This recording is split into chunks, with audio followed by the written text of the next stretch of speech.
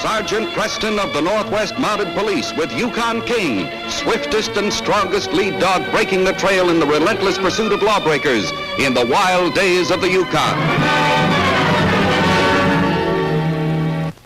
Back to the days of the gold rush as Sergeant Preston with his wonder dog Yukon King meets the challenge of the Yukon.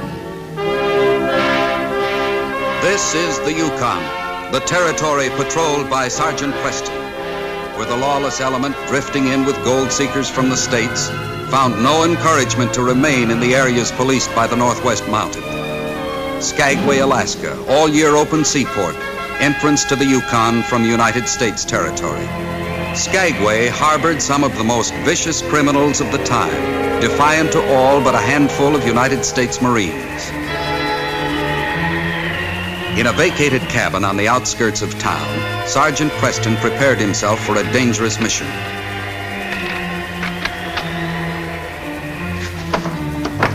Hello, King, old fella. Hey, I'm sorry I'm unable to take you with me, old boy.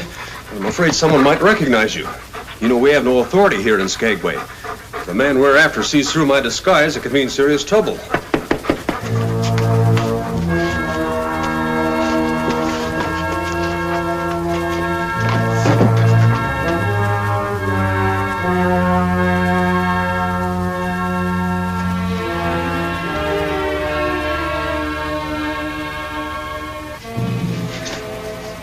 There, how's that, boy? Will I pass for a dog puncher?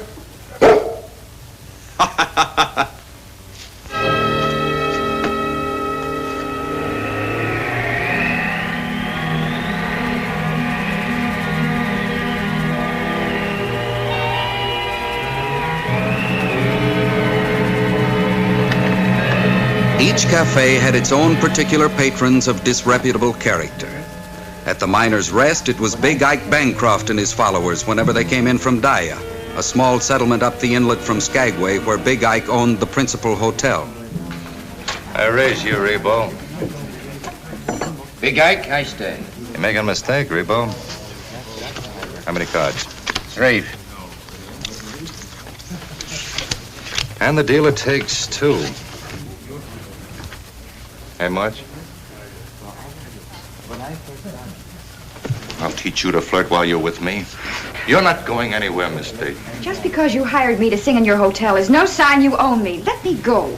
Just a minute, mister. The lady meant no harm. You mind your own business, dog.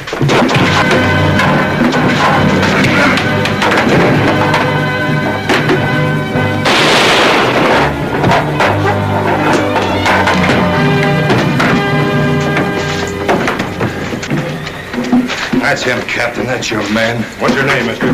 First he tries to steal my girl, then he picks a fight with me. I demand you arrest him. You look like Happy Jack Wilson. What if I do? Happy Jack Wilson, huh? We've been warned about you. You've got a record as a troublemaker. Well, go ahead. Book him for assault and battery. Anything to say, Wilson? All right, men, bring him along.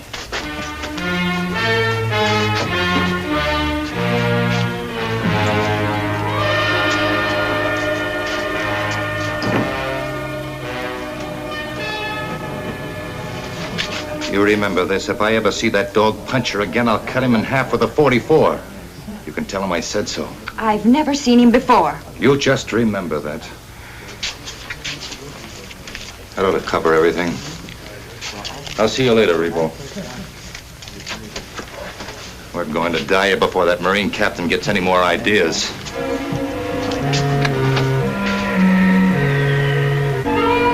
Bring him in, men. All right, that's all. Welcome to Skagway, Sergeant Preston. And a royal one it was, Captain Arnold. I never expected you to give me a real reason to arrest you. And it was an accident. I assume you've received Inspector McMurdoch's letter. Yes, but it didn't say too much. Sit down, Sergeant.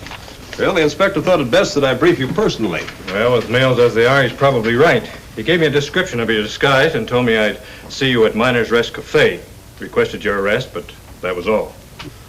And I'll fill you in. Less than a month ago, a criminal using the alias of Fingers Malloy slugged and robbed a gold convoy guard of $50,000 and escaped with the loot. You believe he came to Skagway? Definitely. Though we lost track of Malloy, we were able to keep an old pal of his named Mal Rebo in sight, hoping he'd lead us to Malloy. What made you think he would? Well, one night in Dawson, Rebo was overheard bragging that he'd never go broke as long as he knew Finger's secret hideout. Blackmailer, huh? And a coward to boot. Rebo passed through our checkpoint at Whitehorse on his way to Chilcote about 3 days ago, and he was broke at the time. Did you spot him in Skagway on your arrival this morning? Well, I've been very fortunate. He was playing cards in the Miners' Rest Cafe with the fellow that fought with me. Big Ike Bancroft. He owns a hotel in Daya. Wouldn't I like to get him behind bars? We think he's mixed up with a gang of gold smugglers. Of course, we don't have enough on him as yet. Big Ike. He's quite a guy. But go on, Sergeant. Well, that's about all, except that Rebo seems to have money again. Sure sign he's tapping someone. You keep a watch on Bancroft. He's got his hand in some way. Now, what can we do to help? There isn't much you can do until I find Malloy's hideout. Then I'll need your official help to make the arrest, as I have no authority this side of the border. Pleasure, Sergeant. By the way, where are you staying in Skagway? In an old vacant cabin out on Creek Road. Belongs to a dog puncher friend of mine who's in 40 Mile. Not only borrowed his house and dog run, but his last name as well. We're prepared to help you at a moment's notice, Sergeant. Well, I've heard that about the United States Marines. That's their reputation. Thank you.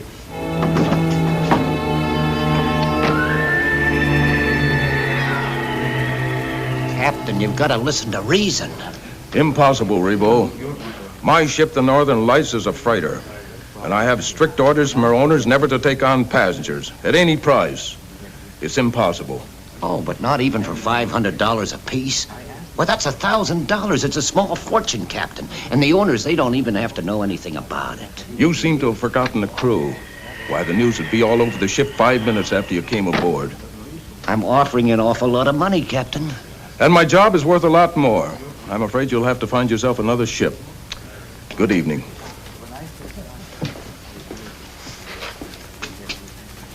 Well, what a small world if it isn't Happy Jack Wilson's the name I'm using now, Captain. Mind if I sit down? Please do. What's this all about, Sergeant? What are you doing in Skagway? I'll tell you later. Perhaps you can give me some information about Rebo.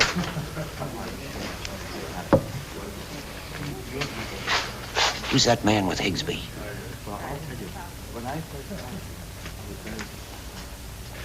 This isn't a good place to talk, Captain. Can you meet me at Marine headquarters in a half an hour? Sure, I'll be there. Glad to have seen you, Jack. All right.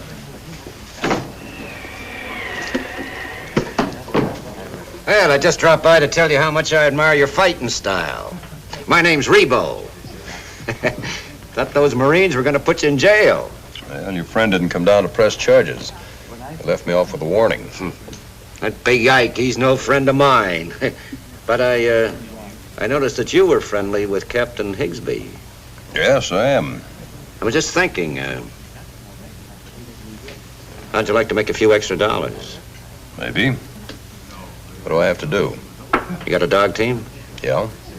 Suppose we talk this over in the back room. Always willing to listen. After listening to Mal Rebo, Preston knew he was on the trail of the wanted criminal Fingers Malloy.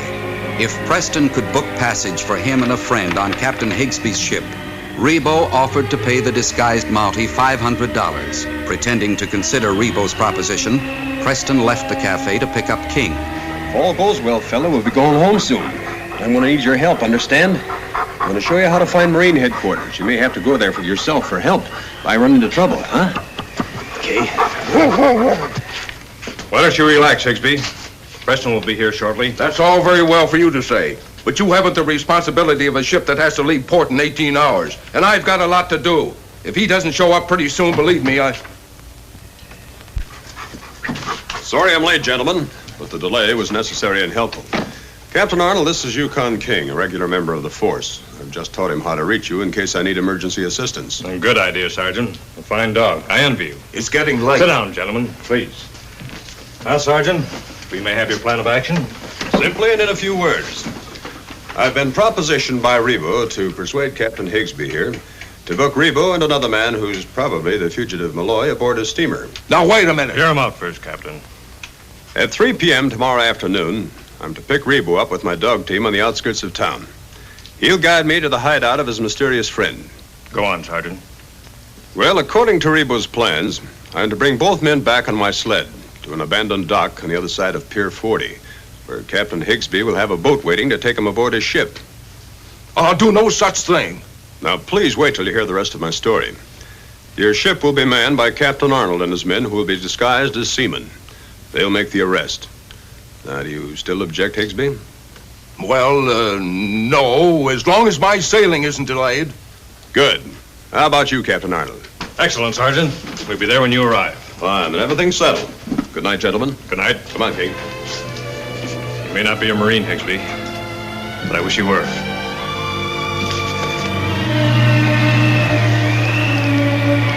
As arranged, Preston picked up Rebo the next afternoon and drove him to Daya, a small settlement 4 miles north of Skagway. Easy! Everybody down! Okay, George. Yes, sir. Howdy, Bear. Hello.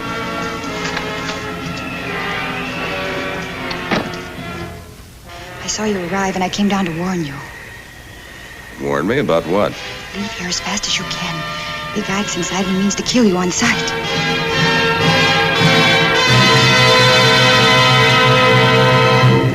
Big Ike watched while Preston tied King outside the hotel to make him appear to be an ordinary dog. Ike could have shot Preston from where he stood, but the gambler hesitated. He thought of Preston as a dangerously curious dog puncher and wanted to know his connection with the blackmailer Rebo.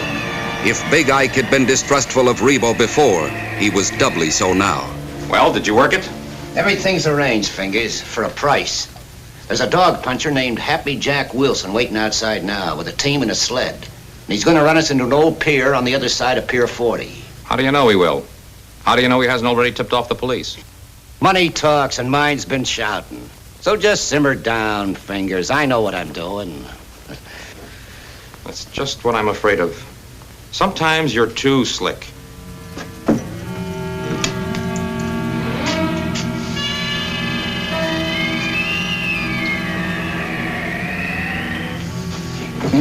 Go get yourself something to eat. I'll take over. All right, thanks.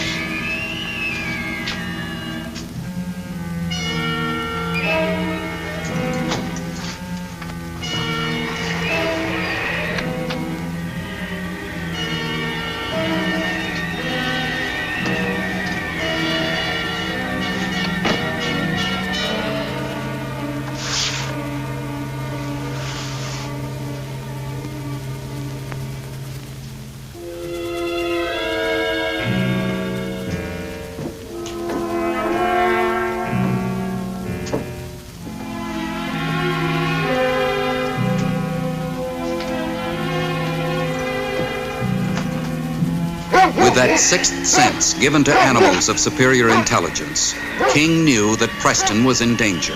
Although Preston heard the warning barks, he had committed himself to a plan which he was determined to carry through. So that's the way it is it, Rebo? Those are my terms, Finger. I happen to know you got $50,000 in that gold haul, and I want my share of it. Meaning what? Meaning half of it. Are you going to stay here and rot? I'll see you dead first. You're making a big mistake, Fingers. You haven't got a chance of getting out of this town without my help. You stay here, and sooner or later, Big Ike is going to be tired of you getting in his hair. You better think it over, Fingers. Why should Big Ike worry about me? He's getting rich on that smuggling operation over on the inlet. What if I told him that you have $50,000 in cash? You think he's going to stand still for the measly few dollars that you gave him for helping you hide out? Come on now, be sensible. You'll take it all. Okay. But you're not getting half. 10,000, take it or leave it. I'll take it. But I want it now, Fingers, before we leave this room. Then get it yourself. It's under the mattress.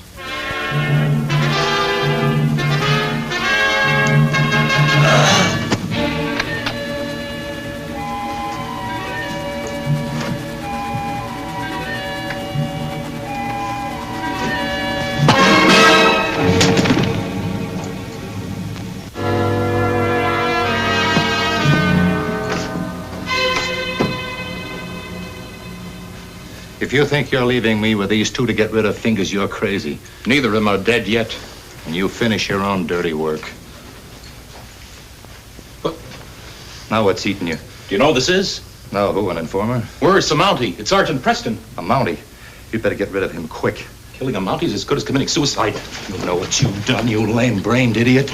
You've just ruined the perfect gold smuggling setup south of Nome. Well, let me go. You brought Rebo here, not me. That doesn't matter. Now we're both in the soup. Where are you going to pick up the boat from the steamer? Rebo and I were shipping out from an old warehouse in Skagway. Must have been a trap. We'll have to change the plans. We'll roll down the inlet in my skiff, direct to my smuggling schooner. It's our only chance now. What's all this we stuff? You fool, do you think I can stay here now?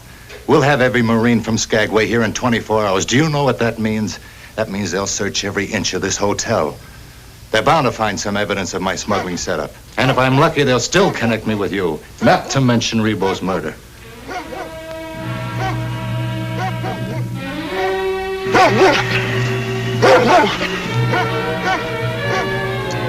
I'll meet you in the lobby in 10 minutes. We'll use the Mountie's sled team to take us to my private dock.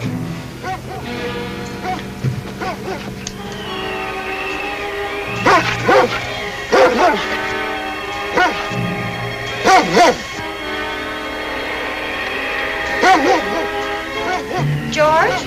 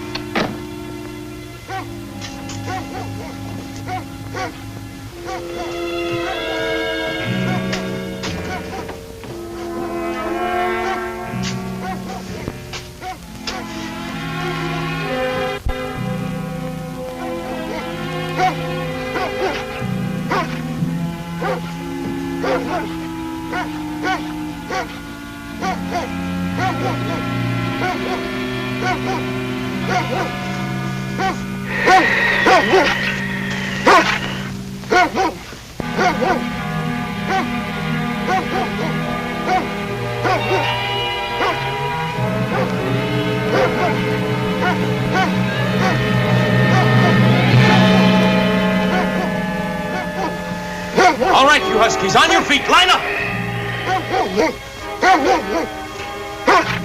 On your feet, you mutts. We're getting out of here. All right, let's go!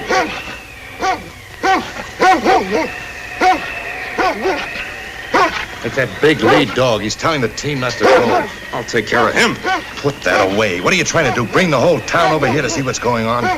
What'll we do? Preston's team won't move while that lead dog tells them not to. We'll have to get out of here on foot. It isn't far. We'll take the woods path instead of the trail.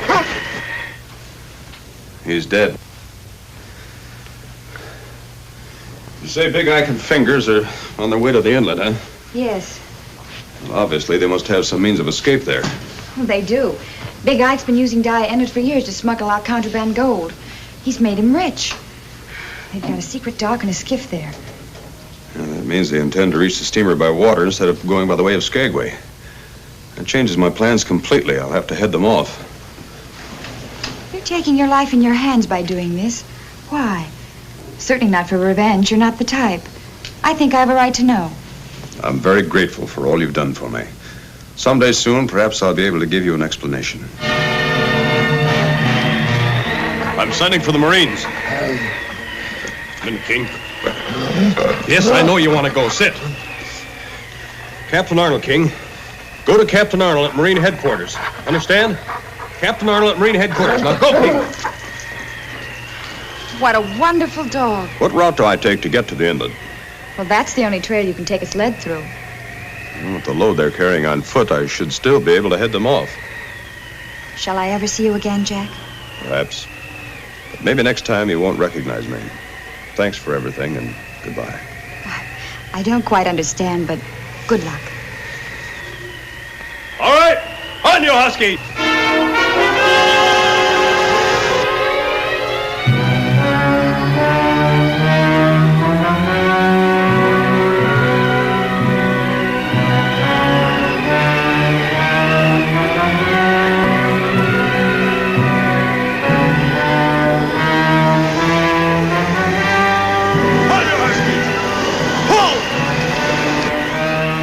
Professor.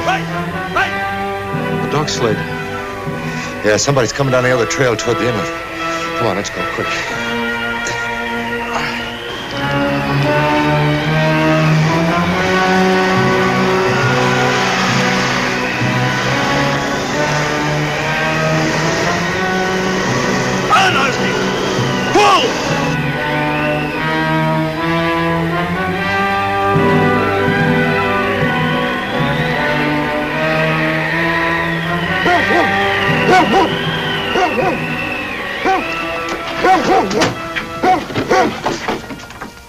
Why, it's King. Hello, old fellow. Come here, old boy. Wait a minute.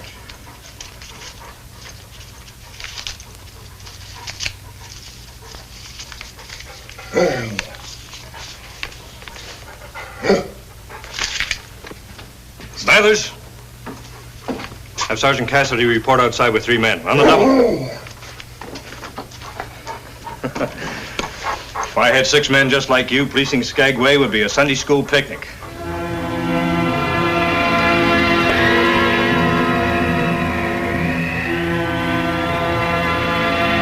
right. Pull, Husky! On you, Husky! Ho, ho!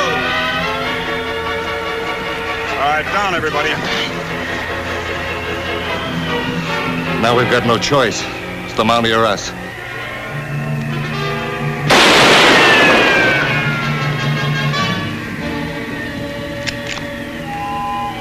Fingers! Big-eyed! Give up before it's too late! You've no jurisdiction in Alaska, Mountie. You're strictly on your own. Shoot us and it's murder. What do we do now? I've got an idea. I know this area. There's a ridge up there behind him. You keep him busy. I'll crawl up there and get him from there. All right.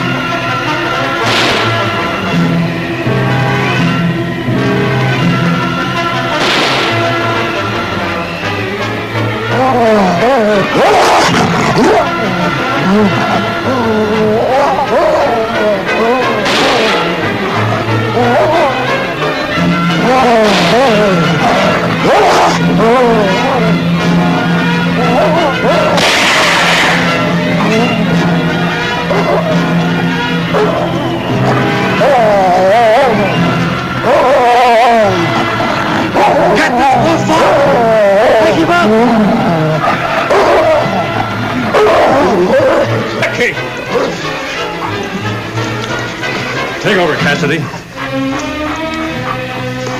Well, Sergeant, you've certainly done yourself a good day's work.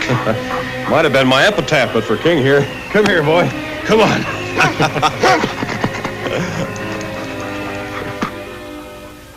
Well, Captain, King and I have finished our work here in Skagway.